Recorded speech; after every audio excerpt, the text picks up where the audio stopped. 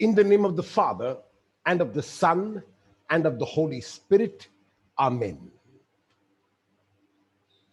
Tomorrow morning, my dear sisters, we will enter the second week of our retreat. The second week is titled Jesus the King and His Call. The King Jesus is calling us. In order to hear that call, and because we hear not only with the external ears, but also with the ears of our hearts, we need to prepare ourselves, our minds, our external ears, and the heart of our ears and the ears of our hearts in order to be able to listen attentively to the call of the King. Often in the scriptures, when Jesus finishes a parable, even before he begins a parable, sometimes he begins and finishes with this phrase, listen, anyone who has ears to hear. So it is both a call to a listening and to a hearing. Both are required. And so in order to prepare us, and because we listen also with our hearts, today's session is with this view, to prepare our minds and our hearts and the external ears to listen to the call of the King. I was the vocation promoter of our province in the Society of Jesus. And when I was vocation promoter for a period of 3 years, I had a number of beautiful experiences with a number of youth. However, one experience I had with a number of youth affected me tremendously and remained with me. And the experience was this. When I would ask a young man who was in college and about to finish college, maybe go to work and think about what he wanted to do in the future, what he wanted to do, and whether he would consider joining the priesthood, joining the Society of Jesus as one option, many young men would reply to me, Father, if I cannot get a good job, if I cannot make my mark in the world, then I will join the society. Then I will be a priest. And when I would meet young women who were about to finish college and would ask them, would you consider a call to the religious life? So many would answer me, Father, if I cannot find a good boy to marry me, or if my father says there is not enough money to get you married, then I will join to be a nun. Now, sisters, this is the reality of our lives. I also had this other experience, which is in a similar vein, that is, a number of parents whose children, whose sons, sometimes daughters, were either dyslexic or either dysgraphic or either slow learners in one way or another. So many would come to me to say, Father, can you take my boy into the society? At least let him be a brother. And I would be surprised that this child, while a very good child, is unable to read properly, unable to understand properly, unable to fathom properly, And the mother wants the boy to be a Jesuit, wants the boy to be a priest, wants the boy at least to be a brother. And this young woman, who nobody will marry, wants to be a nun. Or this other boy who will not get a good job, who cannot make his mark in the world, will want to be a priest or a Jesuit. And my first reaction was anger. How can you even think of being a Jesuit? I didn't tell them this, but my first reaction to myself was, how can this mother even make such a request? Just look at her son. He will not fit into the society. And then, after I reacted, I began to introspect. I began to look into myself, and I began to look around at my Jesuit companions. And I began to ask a very serious question, namely, after looking at all of them, do they come across as dyslexic to the people? Do they come across as dysgraphic to the people? Do they come across as slow learners to the people? And then, when I encountered women religious, this would always come to my mind, and I would say, is this a young woman who could not get anyone to marry her? Is this a young woman whose father could not afford the money in order to have a wedding celebration? This was my reflection, and I would like it to be yours. I asked myself in the deepest recesses of my heart, why did I come to this congregation of the Apostolic Carmelites? What was my prime motivation? Did I think that I would remain a spinster all my life?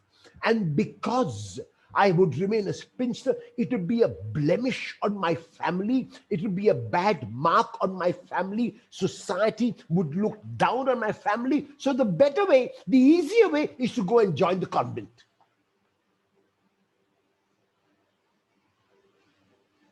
And I say to you, my sisters, is this true of you?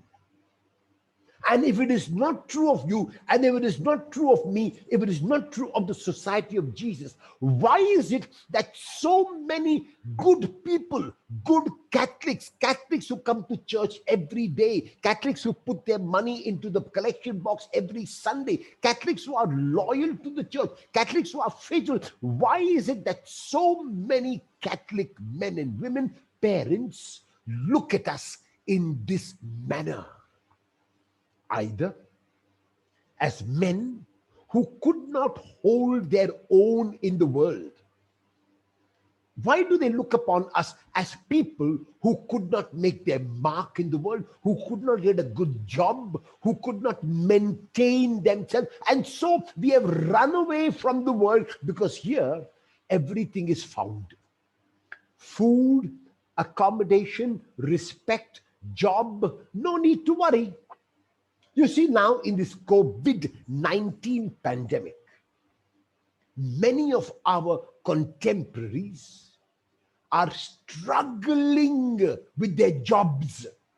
They have no jobs. They have been made redundant. They have been forced into BRS. They have been forced to do so many things, and now they are eating into their savings. The little savings they had, they have to eat into that, because there is no money and no one is willing to give them a job. But you and I have a job. You and I have accommodation. You and I have food. You and I have shelter. And besides all of this, we also have respect. We are respected in society. People look up to us. They fold their hands when they come in front of us. They bow down when they come in front of us. This is the respect we have. And so my question to you is, are you one of those who has joined religious life because you were too frightened to stay as a spinster? Because you knew that no one would marry you? because your father was not rich enough to afford to send you away from his home in pomp and splendor? Or is your motivation different? If it is different, then you need to tell yourself that because the manner in which we behave, the manner in which we come across to people, men religious largely as men who could not hold their own in the world, women religious largely as women who could not get someone to marry them. My dear sisters, I want to say to you very, very specially this, that you have made the biggest sacrifice anyone would be called to make. You have made the biggest sacrifice anyone would be called to make. Yes, you, as a woman religious, take the 3 vows of poverty, chastity, and obedience. I, as a male religious, also take the 3 vows of poverty, chastity, and obedience. But for you, to take the vow is infinitely more difficult than for me. And I'll tell you why that is so in a moment. The German philosopher Friedrich Nietzsche, who wrote then a book, God is Dead, and I don't blame him at all, and I'll tell you why. He, the philosopher Friedrich Nietzsche, the German philosopher, he was standing outside a church one Sunday morning. And he was watching people as they came out of the church, having celebrated the Sunday Eucharist in the church. And he saw them coming out, faces downcast, morose looking, sad, frustrated, despondent, heads bowed low, and each one going to their homes. So he stood there on the street and he shouted at the top of his voice, if you are a resurrected people, why don't you look it? Why don't you act it? You just say you have celebrated in the church the resurrection. What an enormous event. And yet it does not show on your face. It does not show in your body language. It does not show anywhere that you have celebrated the resurrection. And so the question is, why is it that we are not able to show that we are a resurrected people? Why don't we act as if we were resurrected? Because of one reason, and one reason alone, and that is fear. Father Neuner, who is now in heaven, he was one of the periti, one of the members of the Second Vatican Council, and a very, very famous man. He was a Jesuit of the Pune province. So Father Neuner, Joseph Neuner, he was fond of saying, in the first year of her novitiate, both the eyes of the novice are on the tabernacle. The first week of the novitiate, both the eyes of the novice are on the tabernacle. From the second week onward, one eye is on the tabernacle and one eye on the novice mistress. And from the third week onwards, both eyes are on the novice mistress. So the first week, both the eyes are on the tabernacle. She knows why she has come. She knows her orientation. She knows the one who gives her strength. She knows the Lord. And so both eyes are fixed on the tabernacle. The second week, one eye is on the tabernacle and one eye is looking toward the novice mistress, waiting for her approval, waiting for her confirmation. And in the third week, both eyes are on the novice mistress, because then she takes the place of the tabernacle. And I can extend this to saying in the first week, when a sister is transferred, both eyes are on the tabernacle. Even those who are finally professed. In the second week, one eye is on the tabernacle, one eye on the superior. And from the third week onwards, both eyes are on the superior. Fear. And the reality is that fear is not a positive. It is not something that you can acquire. It is instead a negative, just as sickness is not positive.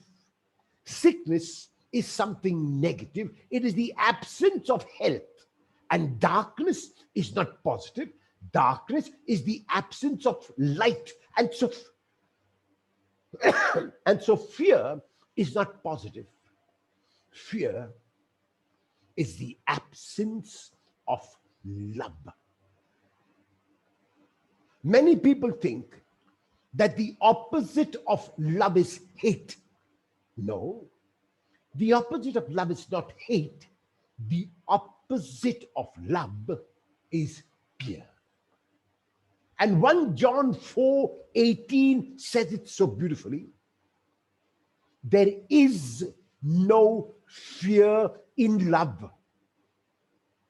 There is no fear in love, but perfect love. If love is genuine, it casts out fear. Why? Fear has to do with punishment. Fear has to do with the Damocles sword hanging near the nape of your neck. The Damocles sword is waiting to cut your neck at any time. That is fear. Fear has to do with punishment. And anyone who fears is not perfected in love. So fear is the opposite of love. Fear is the antithesis of love. Where there is love, there cannot be fear. And where there is fear, there is no love. I said a little while ago that the three vows, the three evangelical counsels that you take and that I take are on the surface level the same, but on the deeper level, it is infinitely more difficult for you as a woman than for me as a male, as a man. And why do I say that? The body of a woman is structured differently from the body of a man. The male body is more prone to ejaculation, to giving out. Even in the most intimate act, that is the sexual act, the male ejaculates, he spills out. In this most intimate act, however, the woman does not, she assimilates. You notice, she takes in. That is first difference between our bodies, the male body and the female body. The internal, and that's why Mary would ponder. Mary could ponder, not so much Joseph in a way, but Mary could assimilate. Mary could take in. This is what Mary does. And you, my sisters, by taking the vow of chastity, are saying that you are giving up an intrinsic privilege which you have. You are giving up an inherent privilege which you have, and the privilege is of bringing a child into the world. Even our Blessed Mother Mary was not asked to give up this privilege. She brought a child into the world, but you are asked to give up that privilege through your vow of chastity. I am not asked, because my body does not bring a child into the world, does not have the honor, does not have the privilege, does not have this fantastic capacity which your body as a woman has to bring this child into the world. And so, you as a woman, therefore, if you make this decision to be chaste, if you make this decision to continue to be a woman religious, will have to take more care of your body than anyone else. And I'll tell you why. Because your body is intrinsically preparing itself for this magnificent event of bringing a child into the world, your body automatically, even as you grow into a woman, your body begins to prepare itself. And so through the cycles of your body, there is this preparation. From the time you reach the age of 12 and 13 and 14, the body is already getting ready. The whole body is cooperating because the whole body needs to be ready for this fantastic event. And you, because you have made up your mind, maybe when you are 16 or maybe when you are 17 years old, that you want to be an apostolic Carmelite, that you want to be a woman religious, have already told your body, now I am giving up that privilege. So your body gets a confusing message. Your body is preparing, and you're giving your body the message, no, there is no need for you to prepare because I am giving up the privilege. And the body slowly begins to adjust. The body says, okay, if this is what you want, no problem. Your mind is saying it to your body. Your heart is saying it to your body. Every fiber of your being is saying it to your body that you do not want this privilege. And the body slowly begins to adjust. However, you joined religious life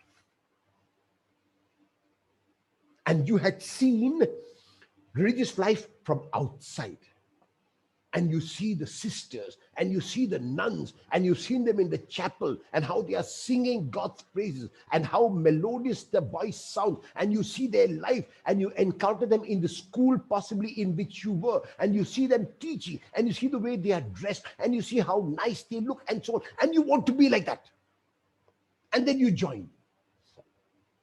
And when you join religious life, after the first week, you are faced with the reality, the challenges of life which are real. And you, because you are so young, you are overwhelmed with the challenges. And so what you do is you begin to assimilate, you begin to take in, unfortunately, all the hurts. You begin to take in the bitterness. You begin to take in the resentment. You begin to take in the envy. You begin to take in the jealousy because you are too young still to cope with it. If the novice master or the postulant mistress were to say something to you, because you are so young, you interpret that in a negative manner and you take it in.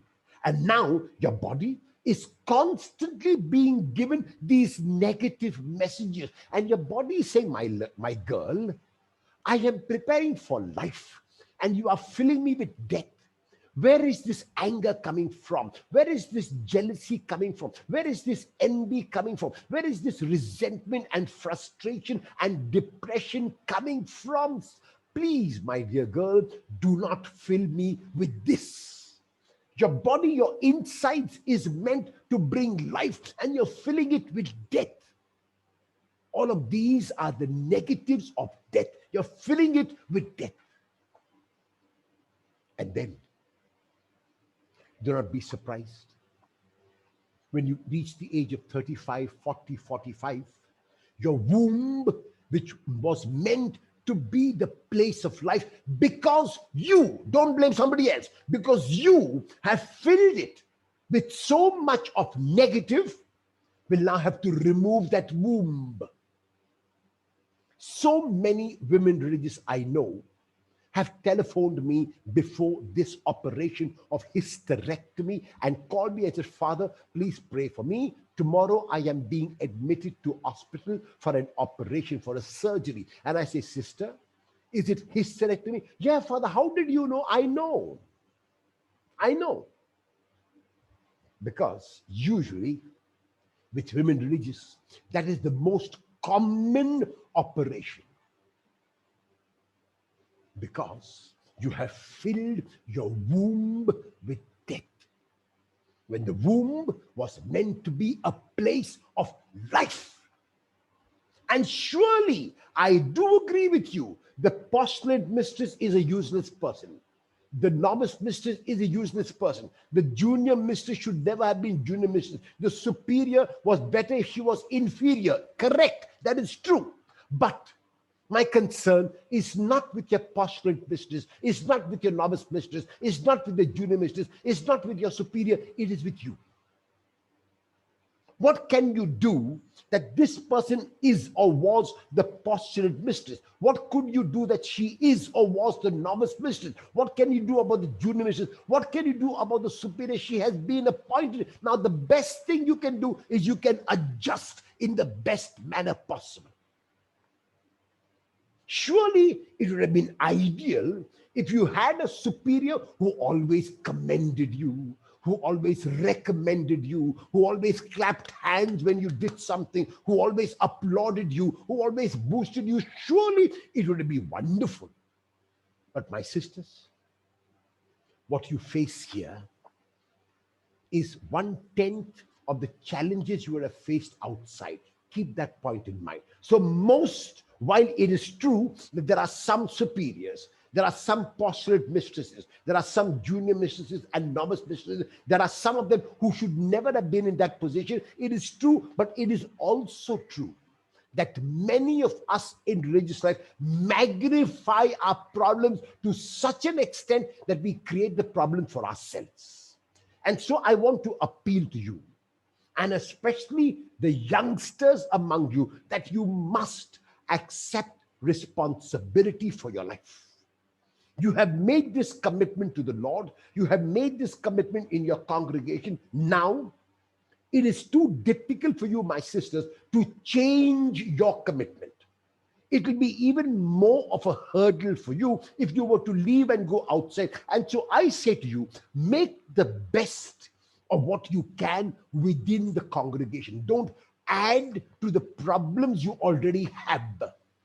Look at them as challenges and overcome those challenges in a strong manner, because you are a strong woman. And I ask you to constantly reflect on this point, namely, if you, when you made your final commitment, said to the Lord, I vow perpetual poverty, chastity, and obedience, vow perpetual chastity. Remember, you said at that time that you were giving up this inherent, this intrinsic, this honor and privilege of bringing a child into the world, of being a co-creator with God.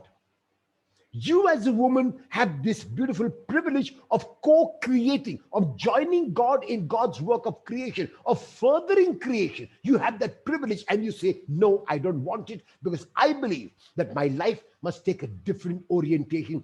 If you said that, then let it take a different orientation. And so, where is my fear coming from? Where is my anger coming from? Where is my negativity coming from? Where is my lethargy coming from? I'll tell you, it's coming from first, my faulty way of looking. I am perceiving in a wrong manner. And because I perceive in a wrong manner, I begin to think in a wrong manner.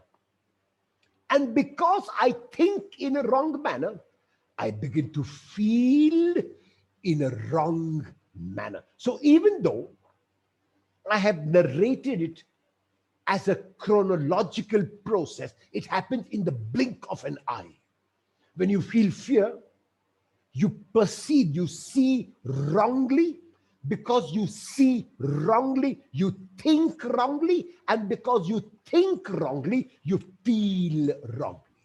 So sight is wrong, thinking is wrong, and feeling is wrong, but it happens so immediately that it seems to you to happen immediately, yet it is this process. And so the question is, why do I perceive wrongly? Why is it that I am not able to see correctly? Let me give you an example. Supposing I'm walking home one night from a visit to a family in need. And as I walk along the road to reach my home, I see on the road, on the footpath, a coiled object. I look at the object, I get nervous. I see it, my heart begins to beat faster. I begin to perspire. There are palpitations. I walk as far away from the object as possible, and I reach my home. I reach my home. I manage to calm myself. I manage to have a bath, get rid of all the perspiration. The palpitations becomes less and less, and my heartbeat comes back to normal. I'm walking along the same road the next morning, and I see the same coiled object on the footpath, in the same place where I saw it last night. Now, my heartbeat is normal. Now, I am not perspiring. Now, there are no palpitations. Now, I am not afraid. And so, why is it that I am not afraid? Why is it that last night I was so frightened when I saw the same object, but this morning I am not frightened at all? And if you say the fear came from the object, I will ask you, why am I not afraid of the object now in the morning? Why is it that my heartbeat in the morning is normal? Why is it that there is no perspiration? Why is it that there are no palpitations? Why? Because there is light. Surely there was darkness and there is light now, correct? However, because I perceived wrongly, surely the darkness added to my faulty perception. Surely the darkness did add, but because it was dark, I perceived faultily. I saw the coiled object. I thought it was a reptile. I thought it was a snake. And because I thought wrongly, after seeing wrongly, I began to feel fear. In the morning, because of the light, I see clearly. And because I see, it is a rope and not a snake. I think correctly. I know it is a rope. And because I think correctly, there is no fear.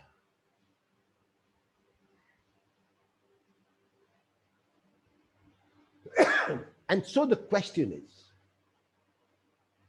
the fear last night stemmed from my faulty perception. And why do I see wrongly? Why do I perceive wrongly? Why is it that my perception is faulty? One reason, and one reason alone, and James tells us this: desire. I have made my wants into my needs. This is what James says. You desire, you want, and you do not have. So you kill, you covet, and cannot obtain, so you wage war. So these two words, desire and covetousness, are translated by me in this manner: the conversion of my wants into my needs. What happens when I convert my wants into my needs? Then I cannot see people. I am not looking at my novice mistress. I am not looking at my superior. I do not see them as women. I see my novice mistress as someone who could either give me my vows, or who could say, no, you're going home, no vows for you. I see my superior as someone who will write to the provincial, Sister so-and-so is doing so well, very good. And provincial will come and give me a pat on the back, and I feel very happy. Thank you, Sister Provincial. My back is so nice, feeling so nice because of the pat you gave me. So I see my superior as someone who will do that. Or I see my superior as someone who will write to the provincial, Sister so-and-so is not doing so well. I do not know what she's doing. She's wasting her time. She's on the phone the whole day, and so on. So what I do is I hide from my superior. When I want to talk on the phone for a long time, I will go to my room and quietly under my pillow, I will talk with my friends on the phone. My superior does not know. And when my superior is around, I will go to the chapel. I'll bow my head low to God, and my superior will say, oh, what a prayerful sister she is. She's in the chapel. Look at her, how she's sitting in the chapel with so much of devotion to the Lord. There is no devotion in my heart at all. That is because of my desire, my wants. I want to ensure that my superior will not complain about me. I want to ensure that my superior will say something good about me. I want to ensure that my superior will speak with my provincial and applaud me. I'm waiting for that applause. So then, I cannot see people. Then I see them as a means to getting what I want. I see them as those who can either hold what I want or who can give me what I want. Because foolishly, like a fool, I have convinced myself I cannot be happy unless I get this. Whether it is a position, whether it is a job, whether it is a thing, if you convince yourself that you cannot be happy unless you get it, then you're never going to be happy. Because if I cannot see the people, and if I see them only as a means to getting what I want, then how can I love them? So I cannot love my superior. I cannot love my novice mistress. I cannot love people if I see them as those who can fulfill my wants, which I have converted now into my need. There cannot be then love. Then there is barter exchange. And John says it very beautifully. If anyone says, I love God, and does not love his brother or sister, that person is a liar. Because you cannot say, I love God whom you cannot see, and not love your brother or sister whom you can see. And I ask you, how can you love your brother or sister if you cannot see them as human beings? If you can only see them as those who can fulfill your desires. There was, sisters, an experiment conducted by a group of scientists. This group of scientists built a cage, and they divided that cage into two parts, and in the center of the cage was an electric current passing through. They took a guinea pig and they put the guinea pig on one side of the cage, and they fed the guinea pig with some pellets of food. The guinea pig ate the food and was very happy, content to stay on one side of the cage. After a few hours, the guinea pig began to get hungry. This time, they put pellets of food, but on the other side of the cage. So the guinea pig could sense that there is food on the other side of the cage, and began to move towards the center of the cage very tentatively, very slowly. As soon as it reached the center, it got a shock and it came back to its corner, remained in its corner for some time. But hunger began to gnaw at the guinea pig's stomach. It knows there is food on the other side. Again, it starts going to try to get to the other side, to get to the food. It reaches the center, it got a shock, and it went back to its corner. Waited there for a few more hours, but now the hunger is even more. The guinea pig tries for the third time. There is food there. It wants to get the food. It goes to the center, gets a shock, and comes back. After the third attempt, the guinea pig remained in its corner and after a few days died of starvation. They took out the guinea pig and tried an experiment with another guinea pig, but this time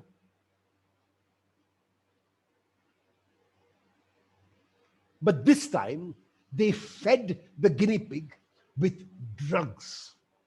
They made the guinea pig dependent on drugs. The guinea pig now was very happy when it was high on those drugs and remained in its corner till the effect of the drugs died out. When the effect died out, they kept drugs now on the other side. So this guinea pig knows that there are drugs on the other side.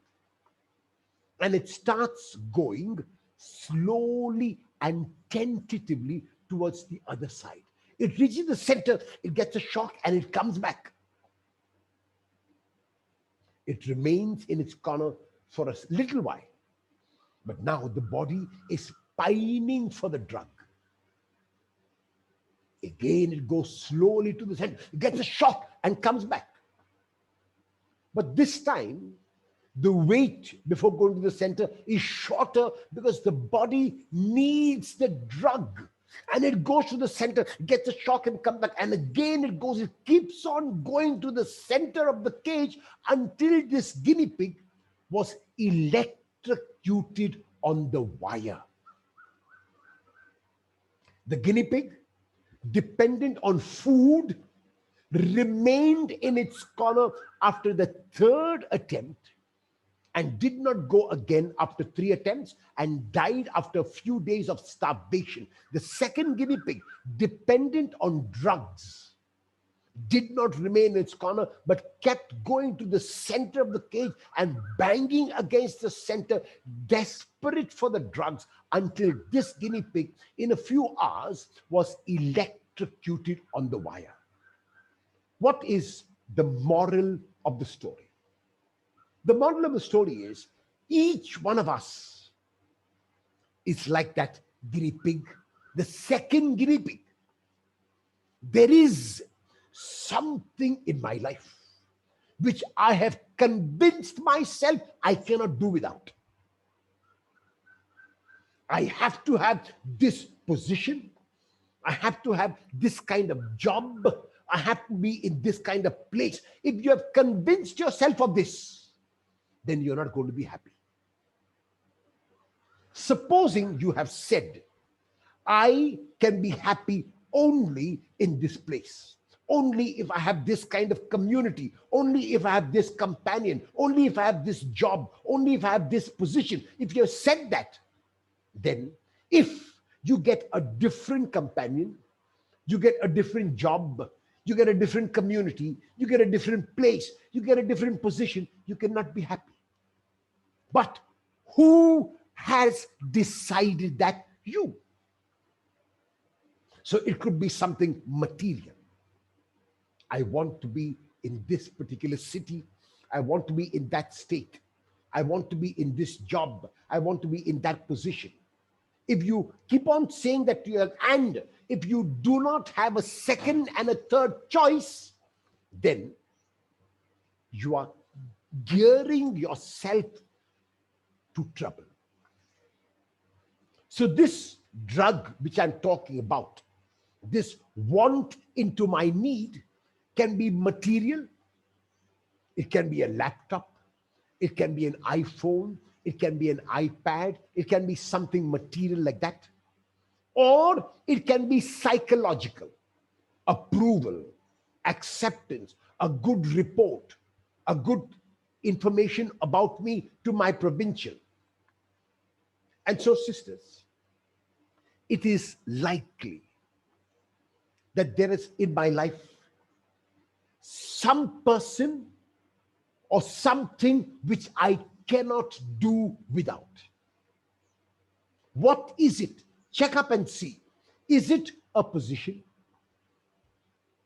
Is it a job? Is it a place? Is it a community? What is it in your life that you feel you cannot do without?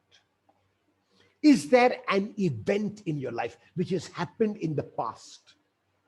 Somebody has said something wrong about you. A previous superior has reported wrongly about you. The past provincial has said something hurtful to you.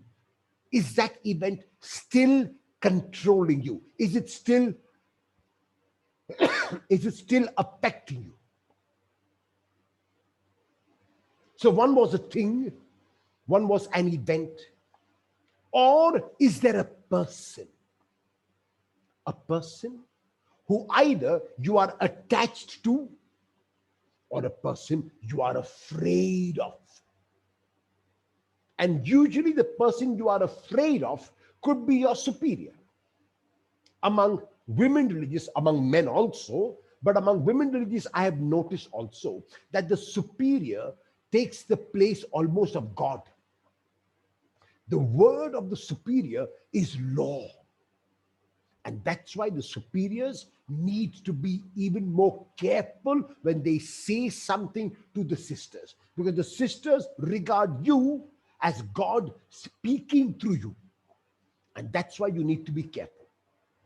You can make or you can break the life of a member of your community. You must keep in mind, especially if they are young.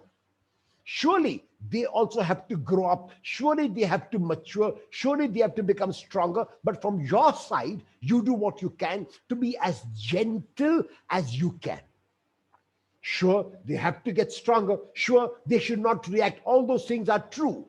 And while they are true, and while I'm talking with them also, I'm also talking to the superiors in this congregation to say that you must make sure that you are not belligerent with your juniors, that you are not obnoxious with the members of your community, that you don't throw your weight around, that you don't show your authority. So both the ones who are in the community under a superior and the superior both have an equal responsibility to ensure that the community is a community in which there is no fear, in which a person as much as possible can be herself.